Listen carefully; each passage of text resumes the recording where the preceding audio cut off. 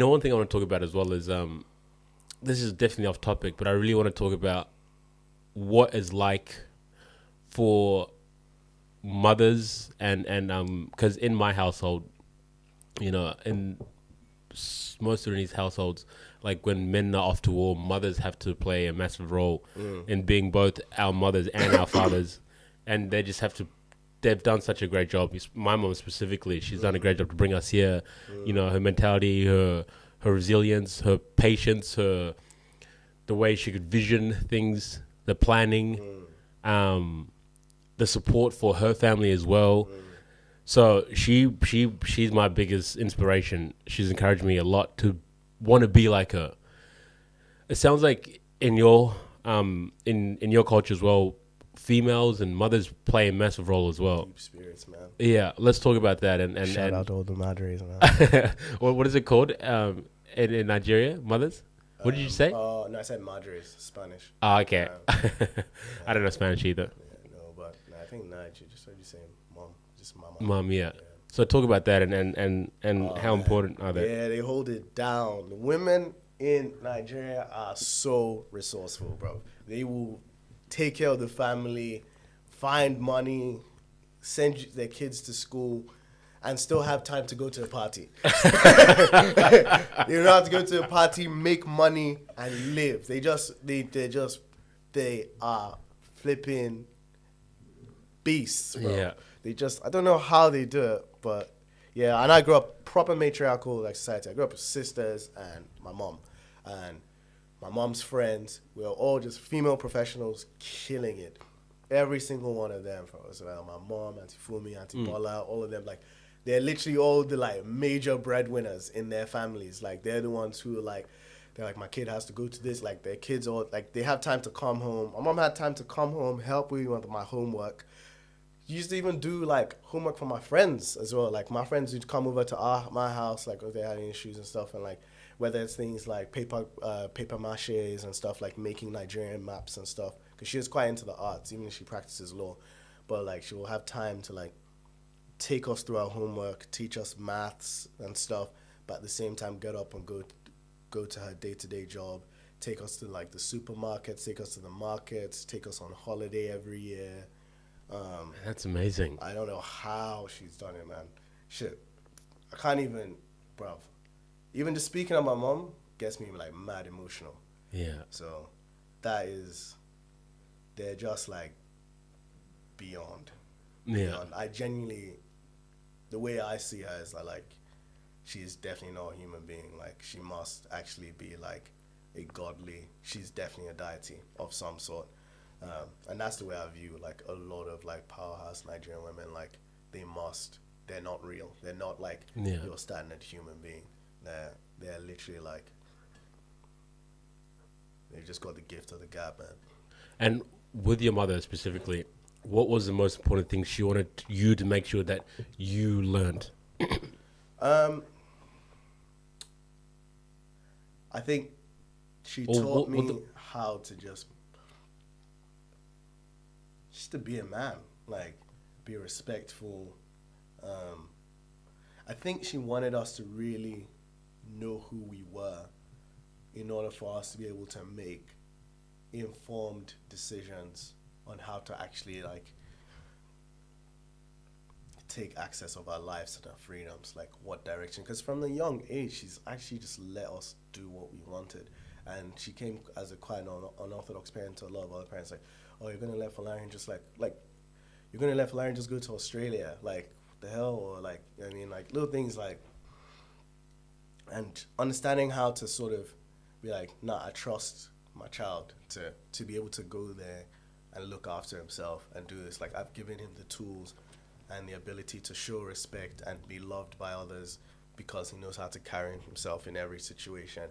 He knows how to look after himself. He knows how to eat right. So I think it's just being like, it's just nurture. Like, how can I really form kids that have love and like a deep respect for life and others? So I think, yeah, when I really think about that, because she taught us a lot without, she was quite strict sometimes, but never like my way or the highway. It's very like, well, let's talk about it. Let's figure it out. Yeah. So man, there's just so much to it. Honestly, That's amazing. You talked about how she said she taught you just how to be a male, how to be a man, and you are that now. You made your way to Australia finally, dude. 2018. Yeah, man. You're here. What is it like for you as a young Nigerian black male? What's life been, and what has it been In here? Australia. Yeah. Yeah, I've grown quite a lot, to be honest, being here. I've learned a lot in terms of how to navigate relationships, how to actually just like communicate and understand people. Also, just like I learned, one thing I really learned was the courage of communication, even when it's quite difficult. And just because there are a lot of things when we're having conversations and, we're dialoguing, where there's a lot that we're quite aware of, whether it's like a power dynamic, whether it's maybe you said something, you can see someone, you're quite perceptive to people. And the more you pay attention, the more you're perceptive to people's emotions and just like character and stuff. And I think learning that allowed me to be able to like just bring it up to the table and be like, hey, I'm aware of this. Do you want to talk about it? Do you not? But like, I just want you to know that I'm aware and like, I like still treat that person with respect and be like, it's like we can talk, like it's up for us as human beings to be able to still be able to navigate that together. Yeah. Like I'm happy to collaborate with you on this, whatever it may be. When did you learn this, and when did this become? I reckon after my when I moved here and I broke up my girlfriend, I broke up with me, and I think I learned it in that relationship. That's when I was like, damn, I really need to learn to communicate better. Like that was the first time I was like, I left something being like, never again do I want to be in a situation where things are left unsaid. Like I want things to always be said. I want us to be aware, and I want us to always know. And then also just you come to that point in life where you're like, what's my intention? Do you know what I mean? Like, do I just want to proceed with love? Do you know what I mean? And that's when you delve into that. I was like, at the core of it all is like, man, I don't want to fight with anyone. Do you know what I mean? I really, even if we're not friends, I still want to be at peace. Do you know what I mean? So whatever it may be, I could tell someone straight up, like, we're probably never going to be friends. Maybe because I don't respect you or something like that. But like, I want you to know that I don't hate you. My intentions or my feelings to anyone would never be like malicious. It's always like how to be at peace and maintain some element of like, just like reciprocal love or just respect or mutual understanding to just be like, we're aware and that's cool and that's it. Yeah, it sounds like when you got to Australia, a lot had changed. A lot changed, man. Yeah. A lot changed because it's nuanced. I think here a lot of people, I've never been in a country that has so many like sort of just quite heavy family dynamics. Because I've always kind of grown up around so much family and this and that and just so much like love within family. I find here there's a lot more, I mean everyone has trauma and stuff, but Yeah. I feel like here there's a lot more divorces and just like broken pieces sometimes, and I see it. That's so fascinating. I want to get into that in a sec because I have this random thing I was thinking about, which is kind of along the lines of that. But with the family and having to be around family all the time, either in Nigeria or in London. When you got here, did you find it easy to connect with Nigerians over here or Africans over here, or how was that? Nah, it's definitely been a building block because the thing here is for some reason there's this like isolation. It's like people are all in here, but we're all somehow still isolated from one another. You don't feel that warmth of like cozying up with it. Over time, like my brothers, my sisters. Yeah, over time we built that. Do you know what I mean? Yeah. But from the start, it wasn't. You know what? That is actually so true, and that's one thing that's a problem with that I've noticed here as well, is that we don't have that connection. We lose that connection once we get here. Like even Exactly. people from where I'm from, like back home, from what I've heard from the guests that have been there long enough, or my mum, she said that it's just ridiculous how it's so different here, and the kids here, like back home, we're all family. Like people just know who you are. They know Yeah. your name. They know your great grandparents without even you knowing that. They just know Yeah. that it's just so family They shake oriented. you. They spend time with Yeah. you. And then here, there's so much violence against one another and so much Yeah. hatred. And then on top of that, just because you're Nigerian and I'm South Sudanese, I must hate you because you're not even from where I'm from. Yeah. So there's that as well. On top of that, that's not for everyone, but Yeah. it's just It's just something that's felt every now and then. yeah. It feels like it's more common Yeah. here, even from hearing what you've said. Whereas when I see you, Yeah.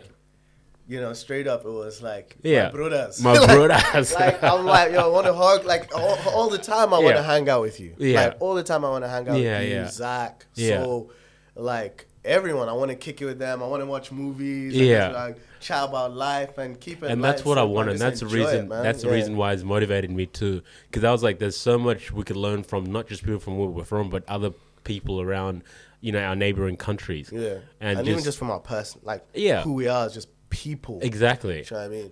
And this has been so fun. Like I've just got to sit down here and listen to amazing human beings from where I'm from and other places in Africa talk about their amazing story, their journey, the food they like, what music they get into, siblings, what life was like at home. Like that's just been so wonderful and fun. And yeah, I just definitely. kind of want to make that more normal for all of us to do and just to have that connection again. And I feel that, man. Like, Yeah. even just this whole setup, and I know we talked about this, and I was looking around, I was like, bro, I could feel the spirit the moment I walked in. Yeah. I was like, damn, this guy really, like, had this thing in his head, and he felt so deep about it. Yeah. And every morning he woke up, he was just, like, thinking about it. I was like, today I'm going to get this, and I'm going to put it here, and I'm going to try it out, and I'm going to, like, test it, and see if it works, and like, is it gonna work? But like, just going along with it and trusting yourself. I could feel the moment I walked into this spot, like someone who's learned to trust themselves and trust their process and love themselves as well. Yeah. You've probably had times in that video you showed me. You probably had times where you almost like sat down and you're probably looking at yourself on the other end of the table, being like, damn. What's up, bro? Like, you know what I mean? And I felt that when I walked in, I was like, this is too deep, man. Yeah. And it's just a love and respect for that. Like, yeah, much power to that. Like, And thank you for noticing that as well. And that is basically, whatever you said is true. And I felt that. And it's been an amazing journey, and it's paid off, because I did have moments where I was like, I don't know if I'm going to be able to even host a show like this. What am I even getting at and all that. So, there was times where I wanted to stop and quit, but, I'm really glad that I didn't. And I kept on going because I got to sit down and, be blessed enough to sit down with a brother from Nigeria Hey. and hear what it's like there. So, thank you let's for go. noticing, and for sure, like, it had to happen. I had to get the ball rolling somehow. Exactly, man. And yeah, it's just Yeah. building that network of people. But yeah, so it's like being here, it was immediately, I guess I was thinking, what is it that I'm lacking here? And I was like, community. I need community. I like to always I'm a man of festivities, you know what I mean? Like, I like to dance on the road. I want the girl them and the man them all together, all of us dancing, just chilling and supporting one another, do you know what I mean? Like, being like, yo, what's up? What you up to? All I need is fufu, some galdem, and some music, and my brothers and My sisters. brothers and sisters. Some chicken or rare. That's a life there. As long as you got some food, some music, and some brothers and sisters, then there's Good, nothing man. else. Life is short, bro. Yeah. We're all working hard and we're doing all these things, and we all have our own sort of like personal goals and Yeah. commitments to one another, our families. Oh, I'm actually tearing up, man. Well, we can do it together. We can always do it together. And it's like knowing that in every moment, it's like when you're talking about you going on holiday and being like, yo, you gotta meet my friends on this side. Yeah. And to be like, yo, this universe is just one small town of all Yeah. of us. And like, I'm your family. That's the way I see it. It's like when we're together, I'm like, we're